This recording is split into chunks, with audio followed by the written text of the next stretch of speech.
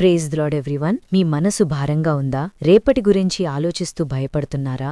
ఏంటి ఈ పరిస్థితి? నా జీవితం ఏంటి? ఎందుకు నా జీవితం భారంగా ఉంది అని ఏడుస్తున్నారా? అయితే ఇప్పుడు మనం బైబిల్ వచనం ఫిలిప్పీలకు 4:6లో చూస్తే, దేనిని గూర్చియు చింతపడకుడిగాని ప్రతి విషయములోనూ ప్రార్థనా విజ్ఞాపనములు చేత కృతజ్ఞతాపూర్వకముగా మీ విన్నపములు దేవునికి తెలియజేయుడి అని ఉంది కదా. ఇప్పుడు మనం బైబిల్ కథ ఒకటి విందామా? ఒకసారి దేవుని చుట్టూ ఉన్న ప్రజలు ఆహారం లేక ఆకలితో ఉన్నారు. దేవుని శిష్యులు భయపడ్డారు. ప్రభూ, మన దగ్గర 5 రొట్టెలు 2 చేపలే ఉన్నాయి అని. కాని దేవుడు వాటిని చూపించాడు. ఆకాశం వైపు చూసి కృతజ్ఞతలు చెప్పాడు తండ్రికి. అప్పుడు ఆ కొద్దిగా ఉన్నది 1000 మందిని తృప్తిపరిచింది. దేవుడు అంటున్నాడు, కొరతలో కూడా నా సమృద్ధి ఉంది అని. ఆ కథలో చూస్తే దేవుడు చేపలను రొట్టెలను 5000 ప్రజలకి సమృద్ధిగా ఇస్తాడు కదా. అక్కడ యేసు తండ్రికి కృతజ్ఞతలు చెల్లిస్తాడు. అదే మనం బైబిల్ వచనం తీసుకుంటే దేవుని వాక్యం చెప్తుంది, దేని గురించి చింతించకుండా ప్రతి విషయంలో ప్రార్థన చేస్తూ